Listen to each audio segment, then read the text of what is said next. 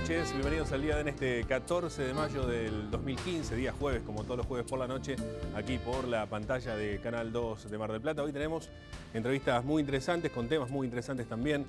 Por un lado estaremos hablando acerca de la situación que se está dando con los nuevos caminos que está tomando el periodismo. En líneas generales estará por aquí un colega y un amigo, como es Gabriel Aldago, nos estará contando acerca de un proyecto que está desarrollando con la Universidad FASTA, muy interesante con sus alumnos, que tiene que ver con el periodismo de datos.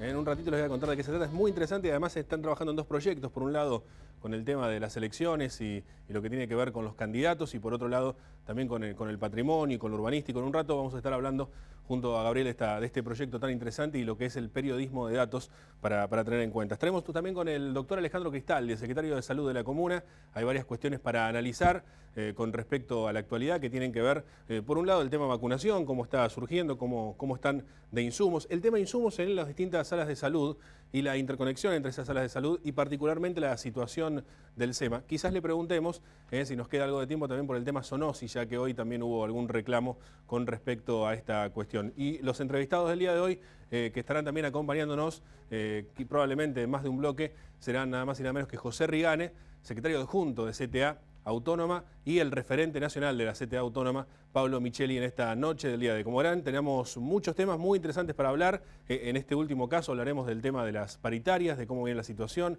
El aumento de salarios, ¿da inflación? ¿Tiene inflación? ¿No es inflación? ¿Cómo es la situación política? El análisis en un ratito con uno de los referentes nacionales del sindicalismo, como es Pablo Micheli, en esta noche del día de hoy. Así que si les parece, hacemos la primera pausa comercial y ya comenzamos. Buenas noches.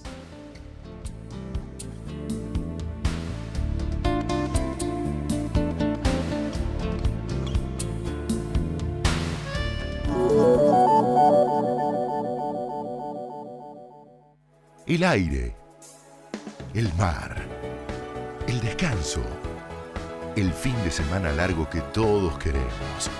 En Mar del Plata, la ciudad que todos queremos. Centro de Rehabilitación REME, la mejor recuperación en baja y alta complejidad en rehabilitación interdisciplinaria. REME, Dirección Médica, Dr. Diego Ricci y Dr. Carlos Peralta. Nueva sede, Avenida Colón 3541. Colegio de Ingenieros y Centro de Ingenieros. Compromiso y responsabilidad profesional al servicio de la comunidad. Trabajar en positivo es impulsar acciones para que haya más y mejor empleo. Soñar en positivo es ampliar el parque industrial como lo estamos haciendo entre todos y realizar la Expo Industria para que toda la Argentina vea de lo que somos capaces. Poner en práctica programas con importantes incentivos económicos para sostener, promover y proteger el empleo y lograr que nuestros jóvenes tengan más trabajo. Ingresá a mardelplata.gov.ar/empleo y entérate de todos los beneficios que estamos implementando para que las empresas incorporen nuevo personal y conserven las fuentes de trabajo. Mar del Plata, gente positiva.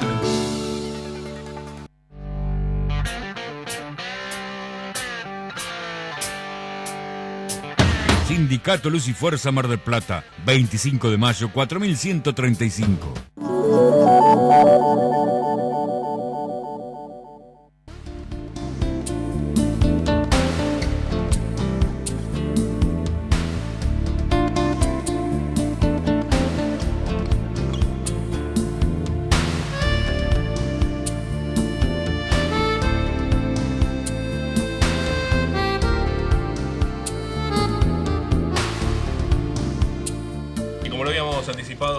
Pausa, tenemos el gusto de recibir por aquí a Pablo Micheli, secretario general de la CTA Autónoma, y también al secretario adjunto, a José Rigane. ¿Cómo les va? Buenas noches, Pablo, buenas noches. ¿Qué tal? Buenas noches, ¿cómo andan? Gracias por venir. No, al contrario, gracias por invitarme. Bueno, en principio preguntarle, Pablo, su visita a Mar del Plata, los motivos de estar por aquí, por nuestra ciudad. Bueno, la verdad que estamos en un momento de mucha conflictividad en general, con el tema de la pauta salarial, de las imposiciones del gobierno a la paritaria, del tema del impuesto a las ganancias, del tema de los salarios bajos.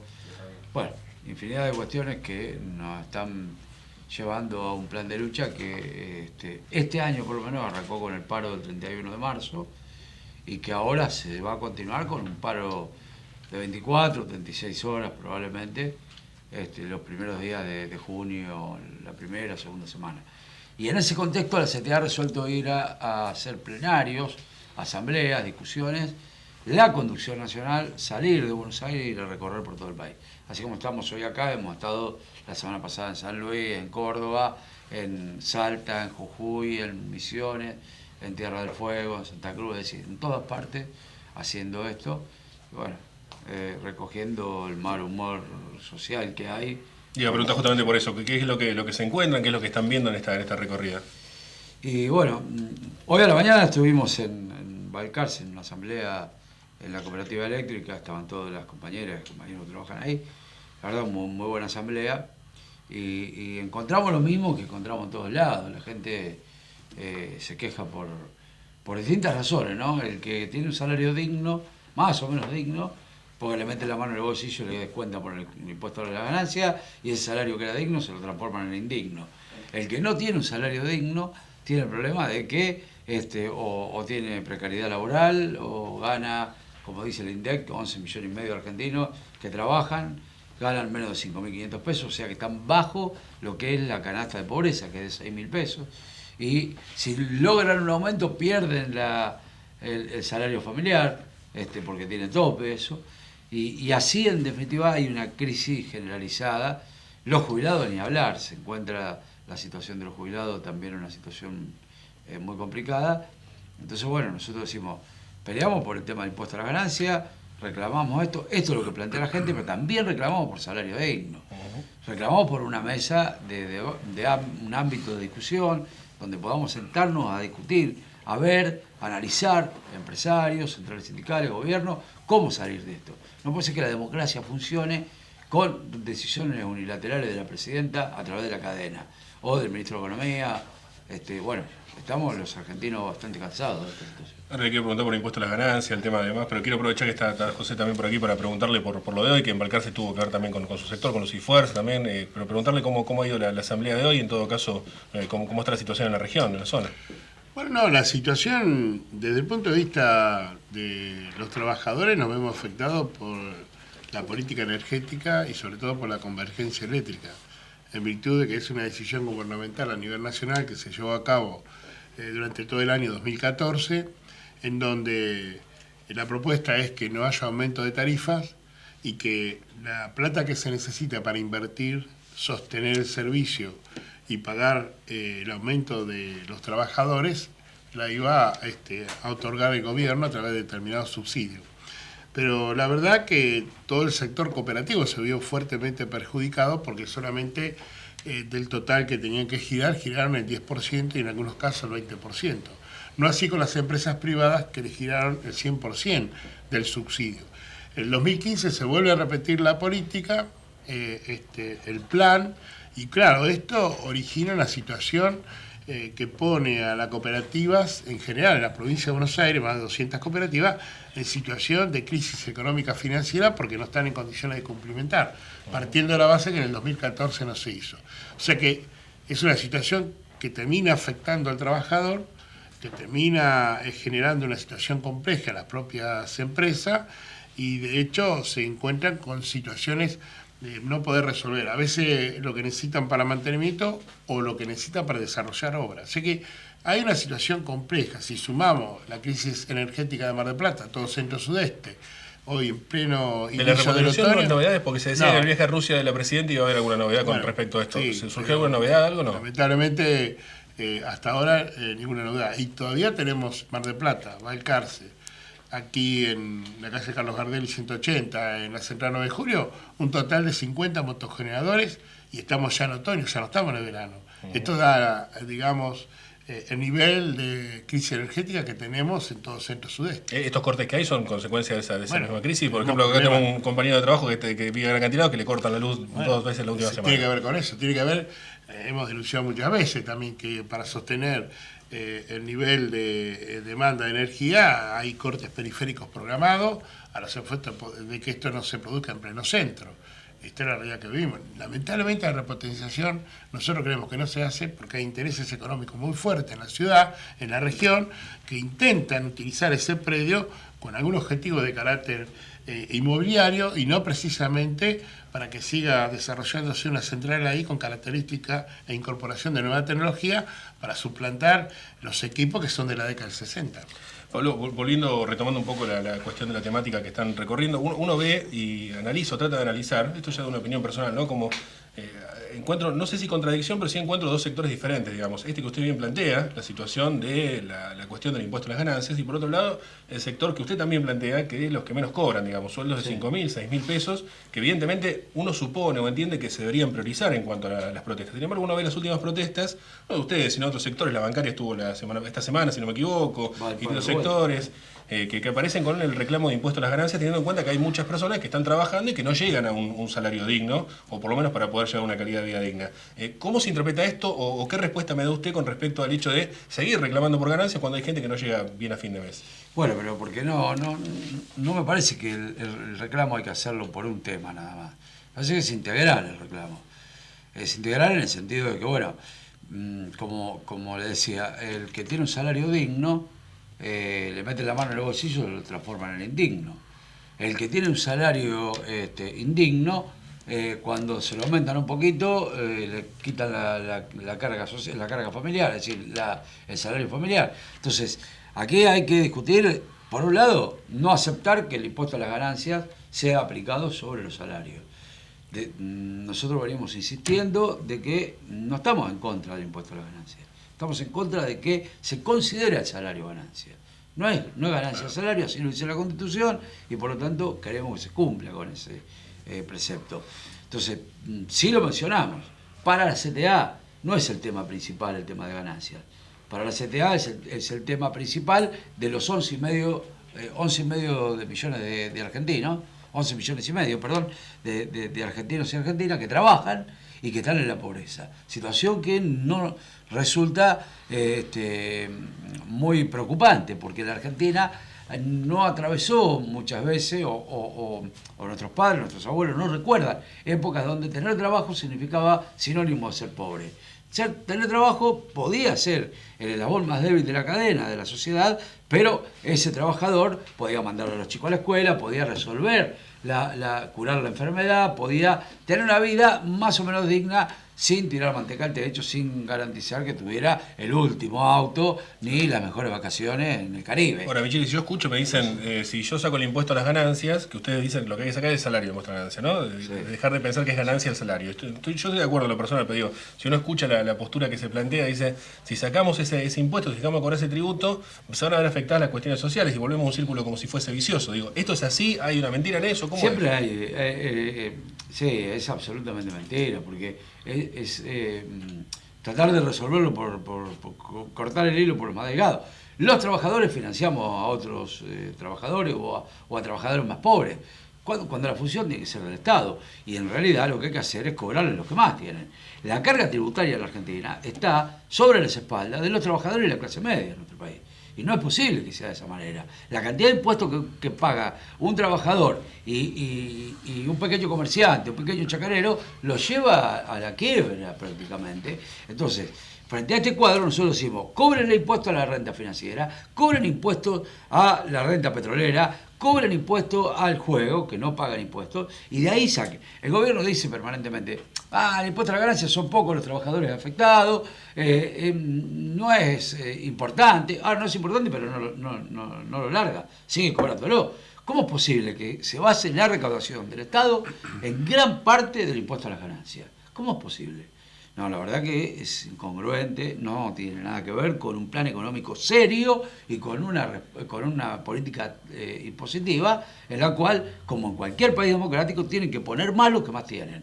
Los bancos han ganado, es decir, un ejemplo clarísimo. A ver, pero también se plantea en la cuestión del impuesto a la ganancia un techo, digamos, un piso, que es el que siempre se discute, digamos, entiendo cuál es la postura de ustedes de directamente sacar el salario de ese lugar, sí. Pero digo, hay un piso que no es tan bajo tampoco, por lo menos con ese promedio del salario en Mar del Plata, digamos, un piso de 15.000, 20.000 pesos, no es un salario tan bajo tampoco, digamos, en torno a eso. No me quiero meter en el bolsillo del trabajador y estoy de acuerdo con ustedes sacarlo, ¿no? Pero digo, en ese punto, también son los que más ganan los que estarían aportando en ese caso. ¿No podría entenderse de ese modo?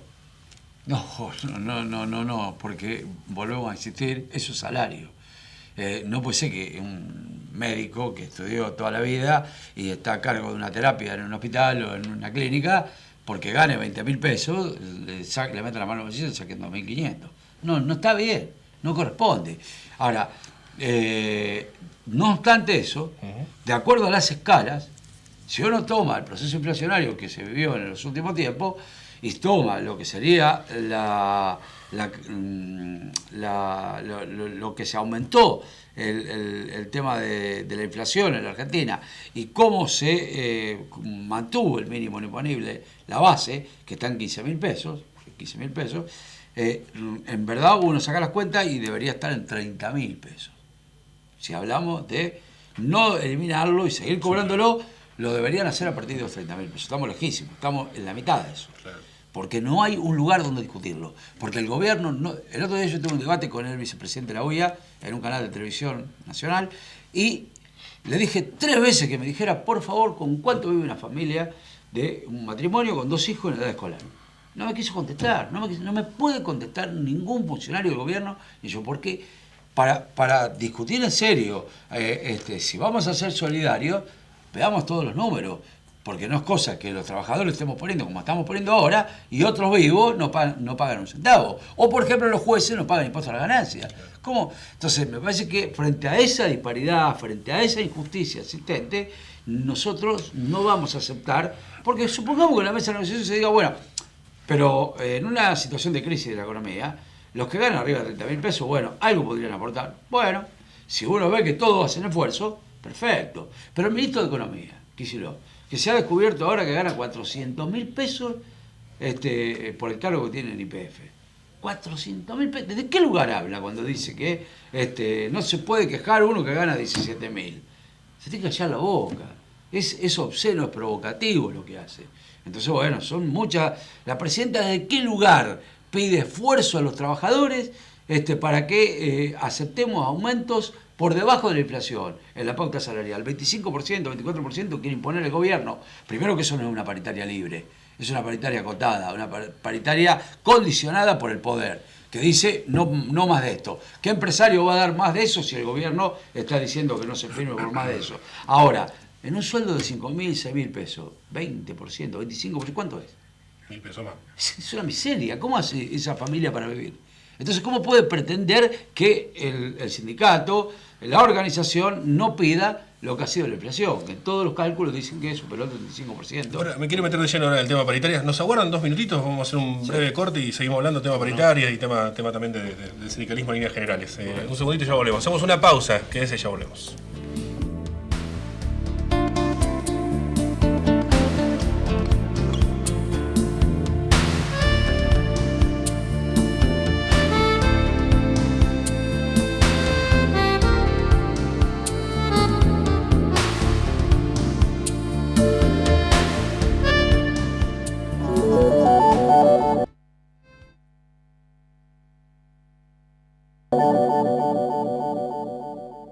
UTE Libertador, al servicio del usuario del transporte urbano de pasajeros.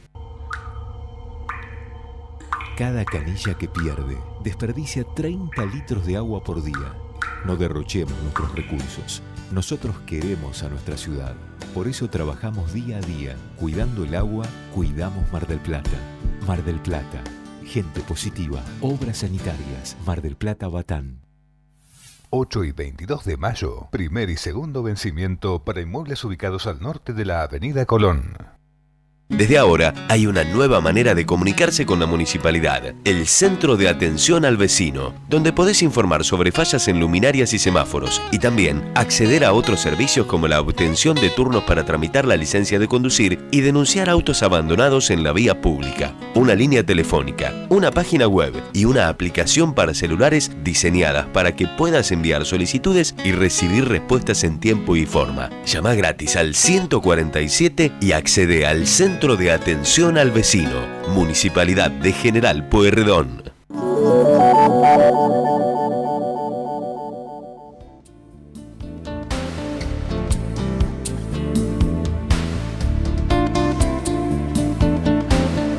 Seguimos aquí con Pablo Micheli y José Riganes, secretario general y adjunto de CTA Autónoma. José, le pregunto, vamos a empezar por usted, le pregunto cómo arrancamos el año con el tema paritario, si quiere empezamos por su sector y después lo extendemos al resto. Bueno, llevando adelante una discusión en el marco de una situación no generosa para los trabajadores. De cualquier manera, más allá de lo que decía recién respecto de la situación económica financiera del ámbito energético, hemos ido pautando aumentos salariales por un tiempo, digamos que va a los primeros 4 o 5 meses del año, hasta julio de este año. Es decir, una primera etapa, pensando después en desarrollar esta discusión en agosto hacia adelante. La dividimos porque por la situación misma del sector y por la propia perspectiva del país, digamos, o sea, y en nuestro ámbito eso es posible llevarlo a la práctica y nos permite tener más o menos equilibrado la discusión en términos paritarios. Estamos en el orden del 21% y la idea nuestra precisamente es discutir anualmente el 35%. Esto, digamos, independientemente de lo que puede significar aspectos vinculados al tema salarial y al efecto cascada que tiene la composición de nuestro salario. Micheli, viene complicada la paritaria en líneas generales, ¿no? Para este año. ¿Tiene que ver el año político, tiene que ver el año de elecciones? ¿Está por fuera de eso? ¿Tiene que ver más con el inflacionario? Tiene que ver con que el gobierno nacional está haciendo todo lo posible para mantener la economía sin que se le desmadre. Hay un parate importante que el gobierno intenta que no se le vaya más de la cuenta. Ha recuperado algunos dólares o algún dinero a partir del acuerdo con China y por el tema de los bonos que ha colocado los 5.000 millones de dólares para mantener la reserva del banco y con eso sostener el dólar en el nivel que está. De todas maneras, no soy economista, no voy a ahondar en un análisis de ese tipo, pero está a la vista que el gobierno está haciendo malabares para sostenerse hasta las elecciones con medidas coyunturales, con parches, absolutamente. En esos parches no puede aceptar que haya un aumento salarial que sea igual a la inflación. Necesita que otra vez, como el año pasado, los trabajadores nos sacrifiquemos para cobrar y aceptar una pauta salarial en la cual perdemos puntos del salario, perdemos poder adquisitivo.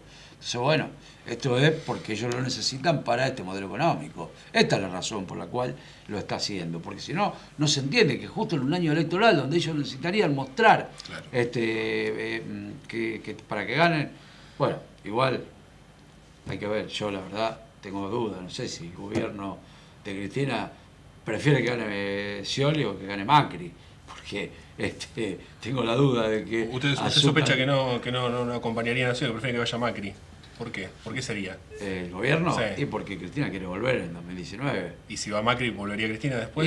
¿La sospecha que tiene? Yo creo que el proceso que se dio en Chile, que no se puede trasladar mecánicamente acá a la Argentina, pero que es similar, porque no solo es un país vecino, limítrofe, sino que es latinoamericano. Entonces, en ese contexto, el tema de lo que pasó, Bachelet, luego, por haber cometido errores, pierde frente a Piñera.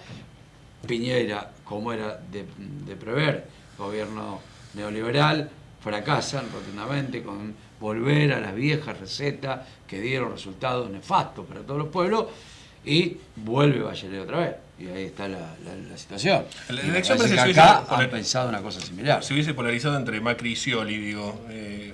Ustedes, digamos, siempre se han mantenido, quizás, o probablemente son los que más al margen se han mantenido la cuestión de alineamientos políticos, digamos, o de estar alineados a... Partidario. Claro, político-partidario, lógicamente.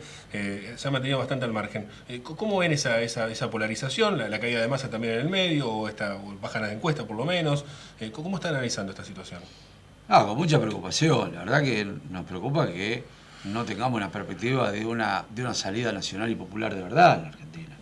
Que los que presentan esa alternativa, que son Margarita Stolbizer, Víctor de Genaro, otros partidos más chicos no tienen la posibilidad de llegar. Está todo centrado en quienes vuelven con discursos distintos, con caras distintas, con promesas diferentes, van a aplicar la misma receta y los mismos planes económicos que nos han llevado a la Argentina a vivir una situación absolutamente injusta y totalmente dispar, ¿no? Desigual entre trabajador y pueblo y clases. Entonces, la verdad que hay una cosa que sí creemos, es que gane quien gane, más allá de que no creemos que haya cambios cambios estructurales de mucha profundidad, no es que va a haber una distribución justa de la riqueza a partir del nuevo gobierno. Pero sí lo que va a haber inevitablemente, porque así lo exige la gente, y esto va a ser muy palpable a corto plazo, es una apertura de los institutos de la democracia. No se puede seguir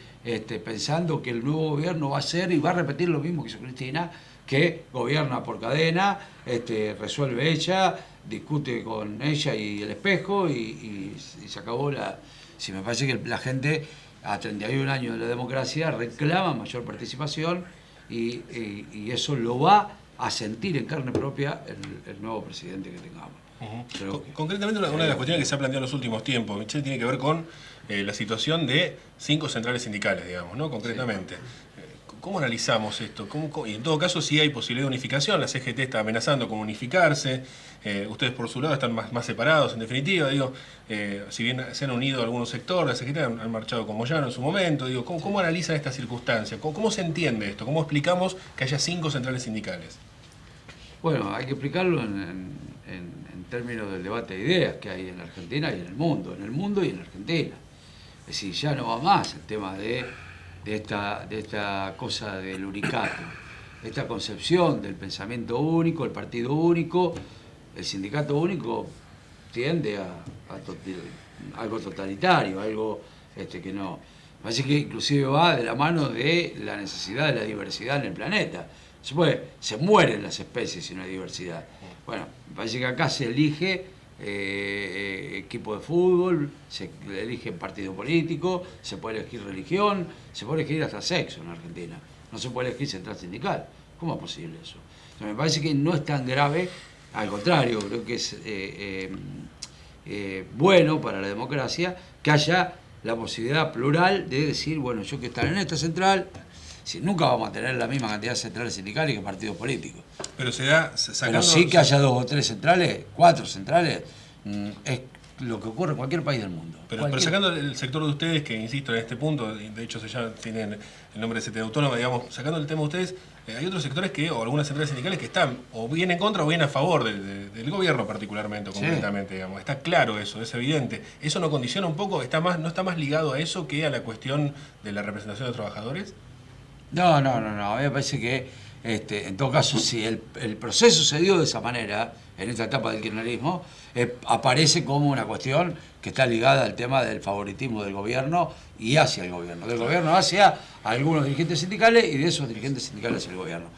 La verdad que eso no está bien porque los afiliados son de distintos partidos, entonces, o de ninguno, y no tiene por qué poner la bandera del Frente para la Victoria, ni del Partido Radical, ni del Partido Comunista, de ningún partido en realidad. Nosotros creemos en esa autonomía, de verdad. Ahora, esto que ha sido producto de la afinidad con el gobierno o de la injerencia del gobierno para partir organizaciones y quebrar a la CTA o a la CGT, se va consolidando como algo natural que iba a ocurrir más allá de lo que el gobierno hiciera. Esto es lo que nosotros creemos. Iba a ocurrir en esta etapa, porque la etapa histórica que nos toca vivir en la Argentina no podía ser tan distinta al resto del mundo. Esto de una sola central sindical peronista, la verdad que duró hasta ahora porque nuestra democracia era aún más débil todavía. En la medida que nuestra democracia se fortalece, aparece la aspiración de otros grupos, de otros colectivos, en términos individuales y colectivos de la gente, decir, bueno, si hay una central peronista, ¿por qué no puedo tener una central que no es de ningún partido?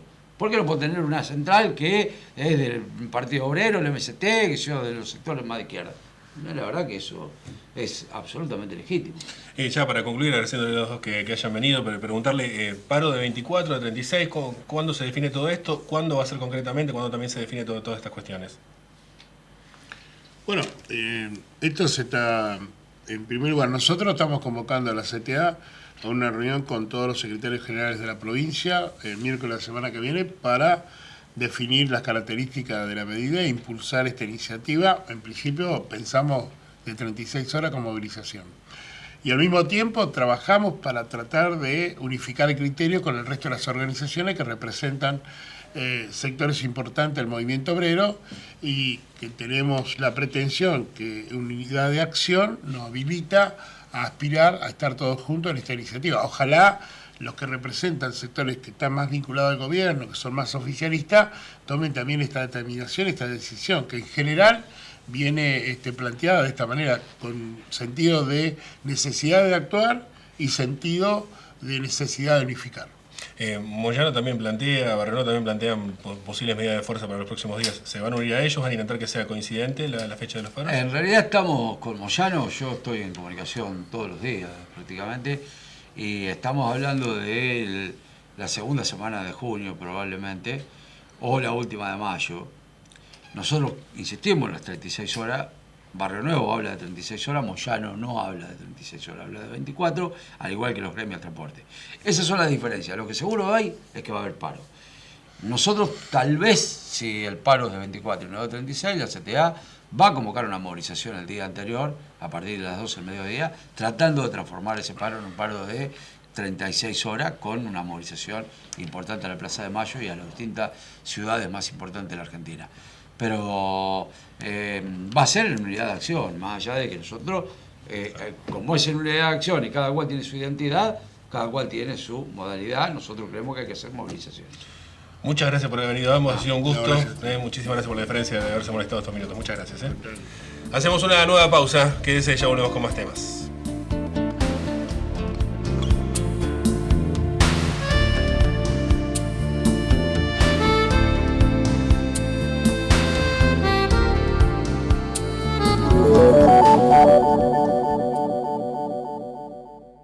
El aire, el mar, el descanso, el fin de semana largo que todos queremos. En Mar del Plata, la ciudad que todos queremos.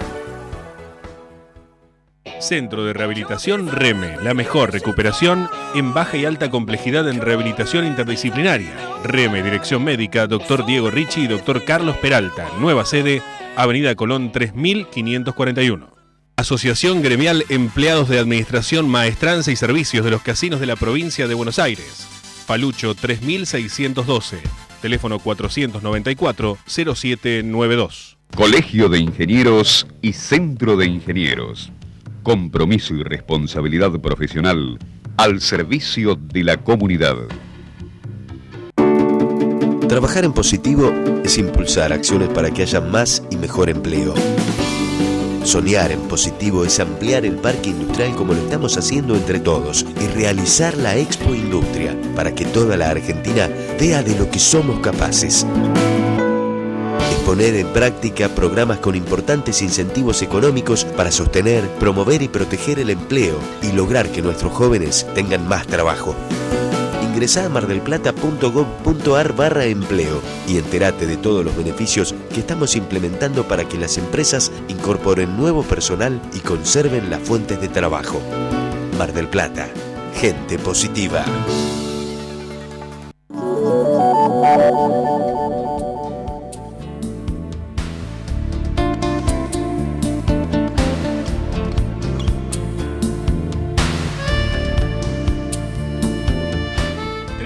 Recibir al secretario de Salud, Alejandro Cristaldi. Doctor Cristaldi, ¿cómo le va? Buenas noches, gracias por venir. Muchas gracias por invitarme. Bueno, Alejandro, ha comenzado la vacunación, sobre todo la antigripal, que es la que más en esta época más requerida es y que más se consulta. Cuéntenos cómo se está desarrollando. Bueno, muy bien. Estamos ya terminando la segunda semana de vacunación.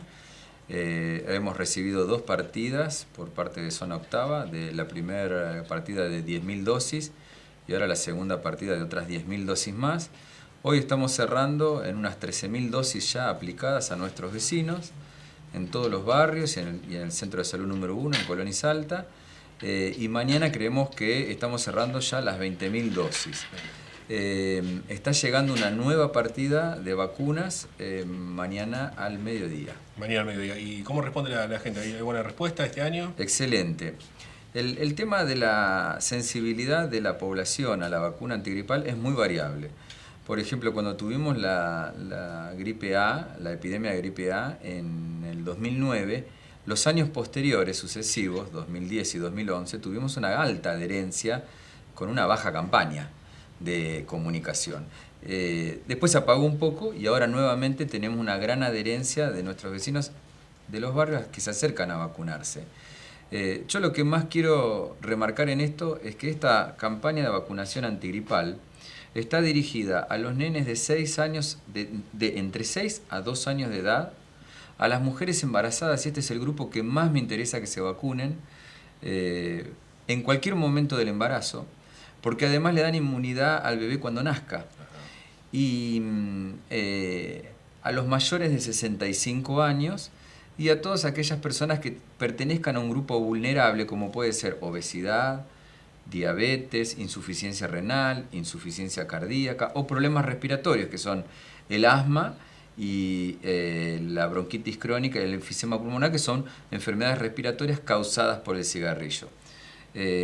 Pueden vacunarse en todos los centros de salud, en el horario que está abierto y en el centro de lunes a viernes y en el centro de salud número 1 en Colón y Salta, inclusive los sábados y los domingos de 8 a 13:30 horas. Se da un fenómeno particular con el tema de la gripe, usted lo contaba que si bien ha tenido altibajos, sí. Siempre a mí llamó la atención que cuesta tanto conseguir una solución, una vacuna, algo preventivo para algún tipo de enfermedad que ha causado tantas muertes, que sigue causando muertes. ¿Qué es esto? La gripe parece una cosa menor, pero causa muchas muertes año tras año, que habiendo una vacuna cueste que haya que decirle a la gente que se vaya a vacunar, digamos.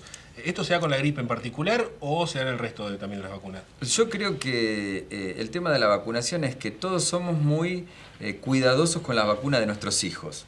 A nadie no se le ocurre no darle vacunas a nuestros hijos. Claro. Pero la vacunación del adulto es diferente. Y como esta vacuna está dirigida también a personas adultas, la óptica cambia. Entonces, la campaña de sensibilización debe ser permanente, explicándola. Como bien dijiste vos, la gripe no es una enfermedad banal. Es potencialmente mortal en estos grupos vulnerables. Entonces, existiendo la vacuna, es poco razonable no aplicársela. Se sabe y está muy medido y muy bien constatado que la vacuna de la gripe más la vacuna de la neumonía baja el 70% de la mortalidad de estas enfermedades. ¿Es para todo el mundo? ¿Es abierto a todo el mundo? Porque si bien marcábamos los grupos más sensibles, ¿se puede vacunar cualquiera?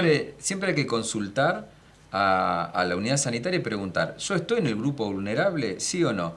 Y si no estoy en el grupo vulnerable, ¿me puedo vacunar? Porque, por ejemplo, si yo tengo un familiar añoso o vulnerable, quizás sí me corresponda vacunar. Claro, para no contagiarlo posteriormente. Exactamente. Está muy bien. Preguntarle también, porque en el día de hoy hemos visto también algún reclamo con respecto al tema zoonosis, doctor, sobre la falta de insumos, no insumos. Sí. Digo, ¿cómo está esta situación? Que siempre es un tema que tiene cierta controversia, porque hay personas que defienden mucho los derechos de los animales y suelen ser muy minuciosas con este control, lo cual está bien, no estoy representando, y que llegan las críticas permanentemente. Digo, ¿cómo está la situación con zoonosis y particularmente con el tema de insumos? Bueno, zoonosis es un área que ha crecido mucho en estos últimos años. El simple hecho de demostrar esto es que en el 2007 se castraron en un año 3.500 perros. En el año 2014 castramos 13.337 perros en todo el municipio de General Pueyrredón, lo cual hemos aumentado en gran medida, casi 5 veces, 500%, la castración de nuestras mascotas, en forma gratuita, en diferentes puntos de la ciudad, que uno lo puede ver en la página web de la Municipalidad de General Pueyrredón. O sea que voluntad de que crezca el área de zoonosis la tenemos y lo venimos haciendo y lo sostenemos. lo cual lo hacemos desde una sociedad de fomento. A veces con el programa Acercar en una escuela instauramos ahí un equipo para hacer castración, o si no, en Hernandarias al 10.200, que es donde funciona nuestra área de zoonosis. Todo este aumento de la castración ha hecho que aumente significativamente el consumo de insumos. Y el objetivo que tenemos para este año, queremos llegar a las 15.000 castraciones. ¿Por qué queremos llegar a las 15.000 castraciones? Porque está medido que en base a la cantidad de perros que hay sin dueño en la calle, sería la manera de bajar progresivamente la masa de perros abandonados sin tomar una medida eutanásica.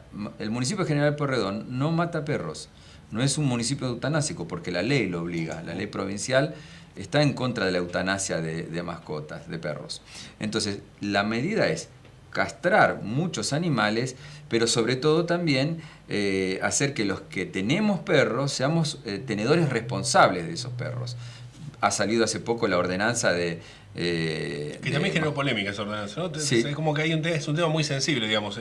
Sí. El amor por los animales también se entiende y uno lo comprende, Sí. pero a veces se pone demasiado sensible, no Sí. se analiza fríamente, digamos. Pero la municipalidad está totalmente convencida que si uno le gustan los perros, tiene que ser un tenedor responsable. Si a mí me gusta sacar a mi perro a pasear y es un perro con una potente fuerza mandibular que puede causar daño a un tercero, debe salir con bozal, debe salir con correa, debe llevar una bolsita para levantar los restos del animal si lo deja en la calle, y a partir de julio esta ordenanza ya nos permite que desde Inspección General se cobren multas, así que esto para nosotros es muy importante. Está muy bien. Y también preguntarle, porque hablábamos hoy de la gripe, de la época del frío, se viene una etapa en la cual aparecen también ciertos problemas a la hora de la calefacción, de calefaccionarse, ¿no? El tema monóxido de carbono, tema de las formas en las cuales se calefacciona, sí, con el riesgo que te implica con el fuego y demás. Sí. Digo, ¿se están tomando ya recomendaciones? ¿Están dando recomendaciones? Sí, exactamente. Lamentablemente todos los inviernos tenemos el problema de calefacciones de los hogares en forma inadecuada, en donde uno puede, si no hace control periódico de los calefactores para ver que no quemen demasiado monóxido de carbono y eso intoxique a los habitantes, el monóxido de carbono es un gas letal, inoloro, que se puede llevar la vida de una familia entera. Por eso siempre le pedimos al que tiene posibilidad que antes de empezar el invierno revise bien sus calefactores por un gasista matriculado, si tienen buen tiraje, si la llama no es amarilla, debe ser bien azulada. Si yo calefacciono de alguna u otra manera, gente más vulnerable que puede tener garrafas dentro de su casa o lo hace quemando leña, siempre asegurarse que el ambiente esté bien ventilado. Es preferible ponerse un poquito más de ropa, dejar una ventana abierta y no ver la catástrofe que es morir por esto. Claro, seguramente. Y aprovecho para preguntarle, ya nos quedan los últimos minutitos, para ver cómo está la situación. En principio con el SEMA y después relacionado con los centros de salud. Sí. Sabemos que hay algunos que son nuevos, hay algunos que están en construcción. ¿Cómo está esa situación, doctor? Bueno, estamos en la etapa final de la construcción de la unidad sanitaria del Boquerón, que está en una ejecución casi del 90%, que queda al suroeste de nuestra ciudad. Después estamos terminando la unidad sanitaria de Félix Ucamet, que queda en el norte de la ciudad, lindero con Santa Clara del Mar, una unidad sanitaria inmersa en un barrio de más de 10.000 vecinos, en donde llevamos odontología, servicio social, clínica médica, medicina general, psicología. Se inició la obra de Batán, que ya se está haciendo, tuvimos un atraso en el inicio de la obra por un tema de suelo, y dentro de unos días está saliendo la nueva fecha de licitación del centro número 1. Se nos cayeron 2 licitaciones, hubo que reprogramar el pliego y ahora en estos días sale la nueva fecha de licitación. También aprovecho para decir algo de zoonosis, que me olvidé, que también la semana que viene sale la fecha de licitación del edificio de zoonosis. Que eso para nosotros es muy importante, porque si bien las actividades en terreno son muy fuertes, también la parte edilicia es muy importante. Es una obra, se licita por 3,5 millones de pesos. y me salté de decirlo de insumos de zoonosis. Ya se hizo el trámite, ya salió la orden de compra. La semana que viene estamos recibiendo los insumos para empezar a castrar, para seguir castrando como venimos haciendo, y si se detuviera 1 o 2 días, después se recupera ampliando los horarios de atención. O sea, está garantizado eso. Está garantizado. Está bien. Preguntarle por el Centro de Salud número 1 puntualmente. Sí. Este es una de las obras importantísimas, porque además había situaciones realmente riesgosas, incluso en algún punto, y estaba complicado el tema del centro. Sí, el Centro de Salud número 1 es un edificio muy viejo. Era lo que antes se llamaba la asistencia pública, tiene más de 100 años. Que fue creciendo en forma anárquica. Bueno, ahora se hizo una obra que es el doble de superficie. La Nación nos da 23 millones de pesos para hacer una nueva unidad sanitaria respetando lo que es monumento histórico. Y las 2 primeras licitaciones cayeron. Una porque quedó desierta y otra porque una empresa presentó un valor el 80% por arriba y fue única empresa, lo cual era insostenible eso. Se modificó. Cuando hay 2 licitaciones que se caen, se revisa el pliego a ver si hay algún defecto en eso, por lo cual no hay empresas interesadas en eso. Entonces se modificó el pliego y sale en los próximos días nuevamente la fecha de licitación. Gracias por venir, doctor. Gracias por invitarme. El doctor Alejandro Cristaldi, secretario de Salud de la Comuna. Hacemos una nueva pausa, quédese, ya hablamos con Gabriel Aldao y lo que tiene que ver con el periodismo de datos, que es muy interesante.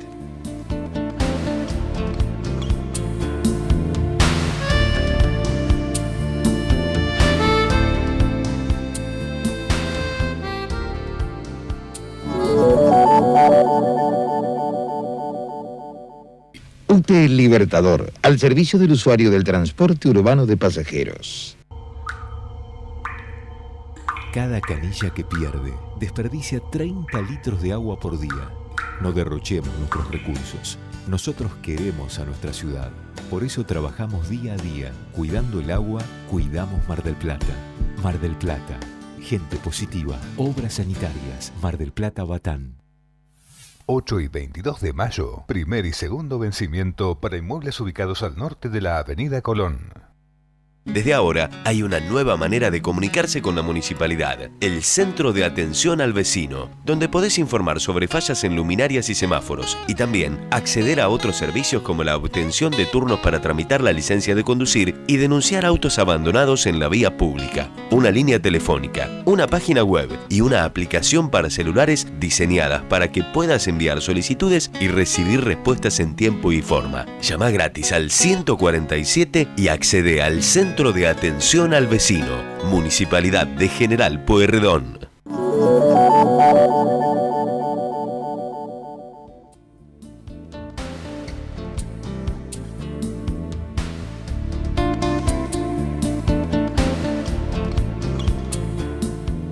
Lo anticipaba al comienzo del programa y decía que íbamos a develar un poco una incógnita de algo muy interesante que tiene que ver, que se llama periodismo de datos, no concretamente, así se ha denominado. Mar de Datos,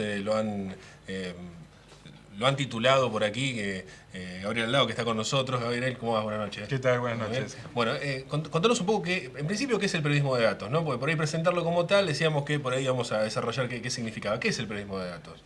Bien, bueno, paso a explicarte de qué se trata. En realidad es ejercer el periodismo de la misma manera que se lo ha hecho siempre, buscando datos para con ellos generar información y construir noticias, pero poniendo especial énfasis en aquellos fenómenos que pueden ser medidos en cifras, ¿no? El periodista ha tenido siempre en su rutina la tarea de buscar datos y con ellos construir noticias. Exactamente. ¿No? ¿Algo más estadístico sería? ¿Algo más? En este caso privilegiamos aquella información que llega en nuestras manos como periodistas expresada en cifras, que tienen que ver con distintos fenómenos, todo aquello que pueda ser cuantificado en números. Y generalmente tratamos de privilegiar, los que nos dedicamos a esto, los grandes volúmenes de datos.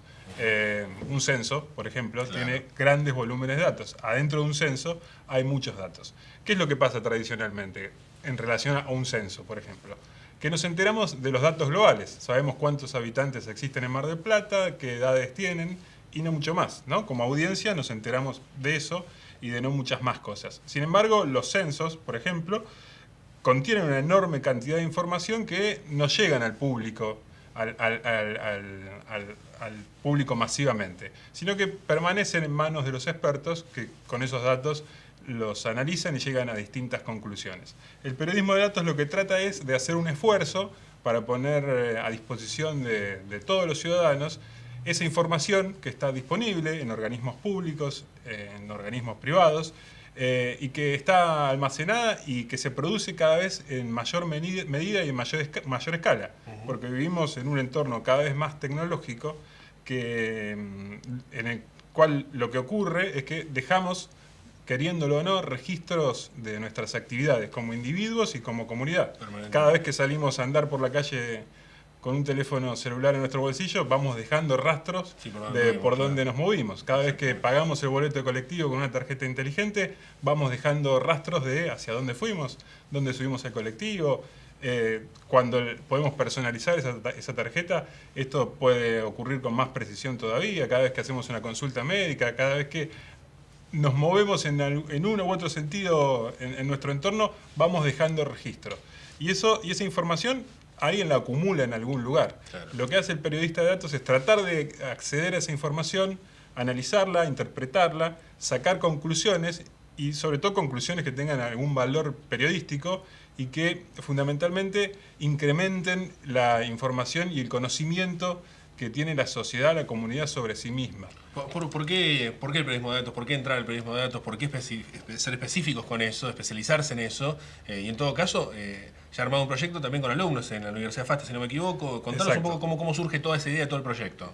Dado que, digamos, los periodistas, queriéndolo o no, nos encontramos cada vez más a menudo con datos. Antes, cuando llegaba una planilla de Excel como fuente de información, generalmente los periodistas lo que hacíamos era huir de eso, ¿no? Dejarlo a un costado o ponerlo en el tacho de basura. Ahora bien, lo que ocurre es que disponemos cada vez de más herramientas que nos permiten analizar de manera más simple esos datos y compartirlos con la gente de manera más simple también.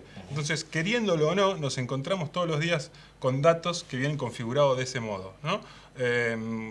Información vinculada con la seguridad pública, por ejemplo, ¿no? Un trabajo que indique cuál es la tasa de homicidios en la ciudad de Mar del Plata y demás tiene datos. Entonces, tenemos que saber interpretarlos y saber cómo comunicarlos. Sí, entonces, el periodismo de datos se nos impone como una realidad. ¿Se convierte eso en noticia o se convierte más en información? Digamos, habitualmente la estadística sirve como información. Yo soy uno de los que me gusta mucho el fútbol, pero no soy mucho de darle mucha importancia a la estadística, ¿no? Por ejemplo, Boca y River se enfrentaron 58 veces en la Bombonera, 38 ganó Boca, 20 River, como siempre, ¿no? Digo, y eso aparece así como un dato estadístico concreto. Pero de pronto no es relevante, digamos, ¿no? El partido de hoy, nadie sabe qué va a pasar. ¿Cuántos kilómetros corrió tal jugador en este partido? Claro, exactamente, ¿no? Exageran a veces la estadística, ¿no? Sin caer en otras frases que hablan de un exceso de la estadística, que no estoy de acuerdo. Pero digamos, exageran esa estadística en algunos casos. ¿Se puede convertir en noticia? ¿Es útil ese dato? ¿Termina siendo útil a partir de eso? ¿O es simplemente información para tener en cuenta? No siempre se llega, a veces es frustrante, porque a veces uno encara el trabajo de análisis de una gran cantidad de datos y lo que va encontrando son conclusiones que algunas eran evidentes, otras no, pero que no necesariamente son una noticia. Y se la pasan a Titi Fernández para que traiga el entretiempo, ¿no? Correcto. Lo que sucede es que sí se genera mucha información y que no siempre esa información es puesta a disposición de la gente a manera de noticia, sino como nuevo conocimiento. Nosotros con Mar de Datos y para el blog de la Capital Datos lo que hicimos fue un trabajo vinculado con el patrimonio de Mar del Plata, ¿no? Con la ayuda de muchas personas. Nos preguntamos cuántos bienes hay en Mar del Plata que fueron declarados de interés patrimonial. Y nadie lo tenía muy claro cuando empezamos a hacer el trabajo. Cuando llegamos a la conclusión de que eran 395. Tal vez no sea un gran título, ¿no? Pero el hecho de que puedan existir, que se sepa que existen 395 bienes que fueron declarados de interés patrimonial, es una información que no estaba circulando. Exactamente. Pero era una información que estaba disponible. Es más, es sorprendente, digamos. Uno suponía que eran bastante, yo suponía que eran bastante menos, digamos, que 395. Aparece entonces ahí, aparece la información, aparece la noticia. ¿Y ahí qué se hace? ¿Cómo sigue eso? En el proceso, como te decía, se genera mucha información, ¿no? Y alguna de esa información es noticia y justifica la creación de un artículo periodístico. Otra no lo es información a la cual se le agregó valor porque se la hizo accesible para que la gente la pueda observar. Y lo que tratamos de hacer es ponerla de ese modo accesible a disposición del público marplatense para contribuir a que haya más conocimiento. Y ahí está subido el listado ordenado de cuáles son los bienes de interés patrimonial en un mapa para que pueda ser explorado por cualquiera que tenga algún interés en ese tema. ¿Y cómo llegaron a los 395? ¿Cómo se investigó? Particularmente es un tema muy interesante, digamos, la declaración de interés patrimonial, digamos, ¿cómo han llegado a ese lugar? Además sensible, porque hubo muchos casos en los cuales la discusión tuvo hasta hechos políticos sin ir más lejos hace poco tiempo, digamos. ¿Cómo llegaron a ese número? ¿Cómo se investiga eso? Como era un asunto que estaba en el debate público local, dijimos, bueno, vamos a ver qué podemos aportar en relación a este tema. Lo que hicimos fue detectar cuál era la ordenanza que enumera cada uno de estos bienes. Y vimos que efectivamente había una ordenanza, existe una ordenanza en la que están todos los bienes enumerados, ¿no? Pero era una ordenanza escrita en un archivo PDF y no estaba sistematizada. Lo que hicimos fue convertir ese archivo PDF en un archivo Excel para generar una visualización que fuera comprensible y accesible para la gente. Esa información estaba disponible.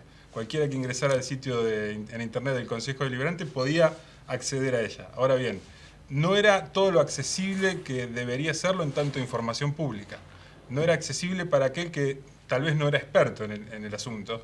Y lo que hicimos fue agregarle valor para que cualquiera que se encuentre con nuestro trabajo pueda entender de manera más simple cuáles son los bienes, a qué categoría pertenecen, dónde están ubicados. ¿Se pueden sacar conclusiones de eso? Digamos, conclusiones de índole, son muchas declaraciones de interés patrimonial, son pocas en relación a lo que hay. ¿Se llegan a esas conclusiones o simplemente se da la información y las conclusiones van posterior?